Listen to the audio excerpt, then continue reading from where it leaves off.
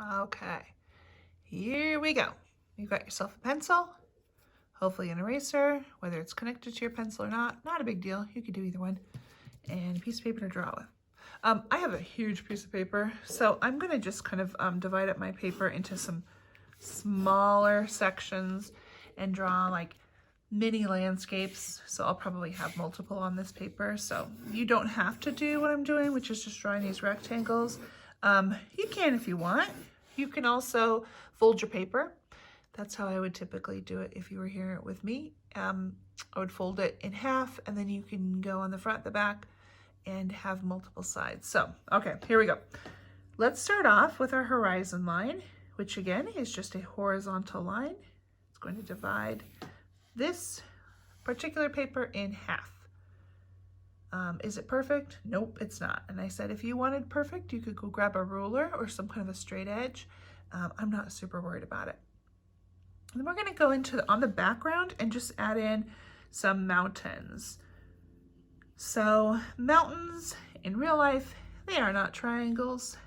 They are irregular because they're made out of natural substances, oftentimes rocks. So I just kind of wiggle my pencil and kind of go up, decide how tall I want. I don't immediately come back down. I kind of curve at the top and then eventually come back down. So pretty simple. Fill your horizon line with some hills or mountains. And if I end up going too fast, you know, you can always pause this. But I'll be honest, you guys, the Seahawks are about to start in 10 minutes. I want to go watch that game. Okay, so next order of business. This is the fun part. On your horizon line, somewhere, I want you to put a dot. Doesn't matter where. Then down at the bottom, so this is pretending this is the edge of my paper, I'm going to put 2 dots. And I'm going to give some distance in between. I don't want them right next to each other, but I also don't want them super far apart. So what is that, like maybe a finger or 2 in between. And now we're going to connect. So if we just connect 1 dot to 1 dot, and then 1 dot to 1 dot. And right now you're saying, why is she making us draw a triangle on our paper? You'll see it. It'll happen. All of a sudden you're gonna go, what? That's that 1 point perspective, or that vanishing point that we just saw in that video. It's perspective. It looks like it's going far, far away. As it's touching the background and traveling to the, touching the horizon line and traveling to the background, it looks like it's getting smaller. Now, what you choose to do with this is up to you. You could leave it. You could add the little dashed lines and make it look like a road. You could go with horizontal lines. You saw in that one video where they had a railroad track. You could do that. You could add some rocks if you wanted to. You could add some curvy lines, almost look like it's a river, although rivers rarely run that straight. So maybe on the next one, you'd put in your a curvy line. Okay, sorry, I'm wiggling all over. Okay, back to business. So where is this place? I don't know. Depends on the details. So right now, if we decide this is the desert, we can add in some cacti. If we decide this is just kind of, maybe kind of reminds me of Montana, looks a little bit like where my aunt and uncle live, then maybe we would add a few trees, or maybe some like grasses. So I'm just going to zigzag some lines in here like they'd be running alongside the road. Oops, guess I decided I'm making that a road. And oh, there's that fruit fly. It's following me all the way in here. Ew, no, I smashed it. Gross. Okay, gross. Ew. All right. The area in Montana where my aunt and uncle live, it does have some of the like evergreen trees. So what am I doing? You can barely see it. I'll zoom in for you. All I did was just kind of scribble in kind of a triangle shaped tree. Now when you get back a little bit, it blurs out. You can't see that detail because it's in the background. But if I was going to put one in the foreground, I would need to be a little more detailed, although I'm still kind of sketching and not making it perfect. And zigzagging some lines in here.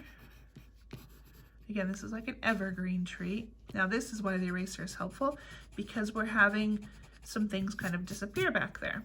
Can't see the mountains behind the tree because it's in front of it. Cool. I will add in the trunk of the tree. Put again some like grasses or hills, or I mean not hills, but like little rocks down at the bottom. Now back here, you can barely tell what's happening. Even if it was even smaller, you just see just a kind of that scribbly line, which would show the tree, but very, very, very far away. Again, close up, foreground, middle ground. I don't have anything in there yet. I should probably think of something. And then the background, next to the mountains, those trees are tiny. What could I put in the middle ground, you guys? I mean, I could think of big ideas like a log cabin, or my aunt and uncle live on a ranch. They have cows or horses, but oof, some of you have seen it. I am a terrible horse drawer, so I don't think I'm gonna get that fancy. I think I'm just gonna go simple. There's a rock. It's a rock. Notice how I just kind of copied the line of the mountains. Put some grass around there. Maybe it's not grass, maybe it's flowers. Can't see a whole lot of detail because it's the middle ground, it's further away. And notice it's smaller, although those are pretty big flowers. If there was a flower back here, boom, that's all you'd see. I probably wouldn't even see that. Now, you can continue to individualize this with details. All of a sudden, look what happens. I changed the whole feeling of this picture by changing it to night. Okay. You might want to pause it here and catch up. But we can always come back. I'm going to come over to this one because I do want, ooh, that's the bug. All right, I do want to show you a couple more. So this time, instead of splitting the paper in half, I'm going to go higher. And I'm going to put the horizon line up high. So there's not going to be as much sky in this one. I'm still going to put some mountains on here, but this time, these are not mountains like we have. Who knows where I am? I'm in the desert. Not really, I'm in my dining room. But these are more like where maybe you've seen in Arizona or New Mexico or Mexico. They are the kind of mountains that almost look like they're, oh, what's that game you guys love? Where everything's squares. Somebody tell me. I can't hear you. Oh, I can't think of it. I can see it. Minecraft. There we go. Whew, thanks whoever told me that. They almost look like Minecraft mountains. Now, in Arizona, they still have these kind of hills behind the Minecraft looking like ones. So I'll put those in there. And a big one back there. Oh, I just forgot one of my favorite things. Back up to this one. What did I just add in there? It's a tunnel, because I realized that road is going nowhere. It's going right to the side of the mountain. So I put a tunnel in there. Okay, back to business. So let's do this again. One dot on the horizon line, two dots somewhere in the foreground at the edge of the paper. This time you could continue to do the straight, but I think a fun challenge is to curve the line. So it's almost like I did a letter S. Touch the dot, touch the dot. Now I'm gonna do it again. It's gonna start together, and then by the time it gets to that curve, it's gonna spread out because I'm trying to go from here to here, but keep the S shape, knowing it needs to get wider at the bottom. Ooh, lots to think about. If you want to practice in the air, you know this trick. Tell your hand, hey hand, let's draw that S 15 times before we actually do it for real. No, maybe like 3 times. All right, curve, bring it down. Pretty cool. Isn't it weird how your eyes just all of a sudden see the distance instead of just seeing the S or the triangle of that one? I love it. So you could do the same thing, make it a road, make it a railroad track. I think on this one, I'm gonna have it look like it's a dry riverbed. It's a big crack. It hasn't rained in years, and the water has dried up, and the clay underneath what used to be the river is now cracking. Cool. There might also be like some rocks along the side. Maybe I shade one in to kind of hide. I could have erased, but honestly I was being a little bit lazy. Some rocks that are kind of jetting in there. Used to be on the river edge, which was the place where all of the creatures used to come and drink their water. Poor, poor creatures. The only one that's left is this one. What? What am I drawing? A cake? A cake in the middle of the desert? No, you know what I'm drawing. A snake, not a cake. Although now I want cake. Now the only reason I was able to show that it was a snake, which still is not the greatest drawing of a snake, is because he's the foreground. The snake is in the foreground, so it's really close up. If it was back here, it'd be like a dot.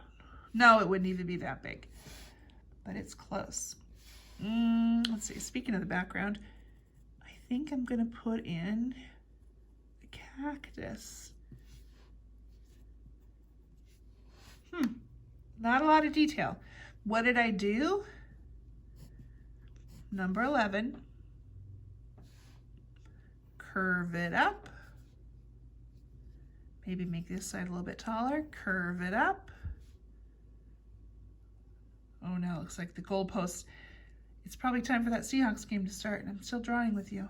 All right, curve it over. Curve it over. This is kind of the hard part. Now we're gonna bring it down like a U. You're gonna shape it like a U.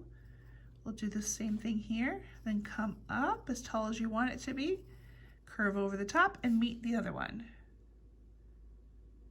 That was a kind of a hard way of doing it. I always put little bits of grass down at the bottom.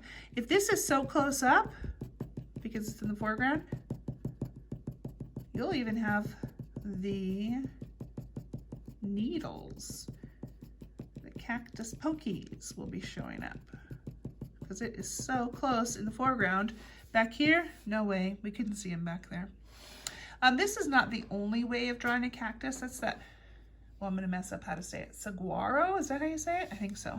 But you also see these kind of cactus all around the southwest part of the United States and even into Mexico, where they are just kind of like, almost like a giant leaf. Is that how you want to describe it? I don't know. They're beautiful though, and they oftentimes will flower. So if you were to end up adding color to this, that would be a place for you to maybe add some other color instead of all of the browns of the normal desert scene. All right, what else would you put in there? All right, I'm back. I gotta tell you, I had to stop. I had a tickle in my throat and I was coughing. All right, so in this one, what did I just add? I just added some simple, I can't remember what those kind of cactuses are called, cacti, but they're in the middle ground, so you can kind of see the detail on them, but not as much as the foreground. I added another one of the saguaros. And then I decided some of the most beautiful sunsets I've ever seen have been in the desert, so I put the sun looking like it's setting. And again, if I was adding color, that would be the time when I would be able to make the sky pinks or oranges or purples instead of blue. All right, we're gonna do one more. This time, I am going to put the horizon line down low. I don't really want to because I just had a different idea, but that's okay, I'll make it work. So it's down low, and then, how am I gonna do this with you guys? Okay, instead of the typical dot, oops, sorry, dot, we're gonna do something a little different. I want you to kind of pick a spot up the side of the paper near the horizon line, but not super close. And then you're gonna come down onto the bottom of your paper. So this time it's just one dot on the side, not on the horizon line, but lower on the side of your paper, and then one on the bottom. And you're just gonna connect that kind of with like a curved line. Your curve does not have to be the same as my curve. We can each have our own curves. Okay, we'll come back to that in a little bit. So, background is way back here. Middle ground in here. Foreground, we're gonna use this space. I'm gonna draw a trapezoid. What? Trapezoid. So it was a horizontal line, two diagonals coming in close. Some of you probably already figured out what I'm doing. A vertical line coming up. Do you know what it is yet? Bringing out a triangle, a skinnier triangle. Did I trick you? This is not land. Well, it is, but it's water. So this time the horizon line is separating the sky and the ocean. It's still a horizon line. So the sky and the earth, we could say it that way. So this time we've got water instead of land or land. So kind of a fun little trick. There's so many ways to draw landscapes, which then you might already be guessing, oh, this is now the beach. You are right. So if I wanted to put something in the foreground over here, gosh, you could think of all the things that could be on the beach. I am gonna go with a sand castle. So just a series of rectangles. And again, because it's the foreground, it's almost the same size as a ship, or I mean a boat. That's crazy. No, it's just because that's far away. So it's gonna have little flags also. Maybe I even put the bucket that the kids use to make it. Again, it's like, how could that bucket be the same size as a ship? Because it's far and close. Maybe the side of a towel over here. I don't know. It depends on how much space you have, what else you could put there on the beach. It's a hot, beautiful day. I'm gonna float the sun in the middle of this sky, but it does have some clouds in the sky. So you're seeing that I'm drawing my clouds a little differently. I don't know why I decided to draw it like that. Clouds oftentimes are flat on the bottom. We don't think of that. We think of them as poofy, but they're not always poofy. There we go. I don't like the way they do that shape, so I want to kind of fix it a little bit. There we go. Wait, it just became kind of a creepy day, but it's good. The clouds are in the sky. That means the wind's blowing. That means that sailboat can go where it needs to go. All right, so background, foreground, sky. Nothing really happening in the middle ground. What if I did this? Oh no. Don't go in the water. Don't go in the water. Oh no. They're already in the water. There's the top of their snorkel. All right, now I'm just getting weird. You could do so many things. I'm gonna quit, I think, drawing here, although I just decided I want to add a crab. I am gonna quit drawing and let you guys add your details. Maybe you've stuck with me and you've done all three with me. Maybe you worked on the back of your paper and the front of your paper. Maybe you have only been watching me. Maybe you turned this off a long time ago because you're like, she is so weird today. Anyway, you can add details to any of your three, or if you've just done one, that's okay too. You can also rewatch this video. And maybe you were gonna do this same one again, but you want to change something, so you put the horizon line up higher. That way, you can have more beach, still put your sailboat in there, still put your barge way up in there, still put your jaws in there, and your snorkeler. But look at all this room now, I can put more stuff in there. It doesn't just have to be a squished up sandcastle. I would have more room. So you're seeing what the difference there, just in this quick little sketch here, of where you choose to place your horizon line is really important. it changes everything in your picture. I mean, now I've got room for one of these beach umbrellas and the towel that I barely had room for in the other picture. The crab is much happier. It's got room to skitter and scatter all over. So much more room. I could put some shells in here. And the only difference being that when I first started, the horizon line was low, so there's more sky. And then over here, the horizon line is high. Still room for sky, but not the same amount. I still got it in there, just not as much. All right, so this was landscaping day 1. We will come back for landscaping day 2 next week. Great job, everybody.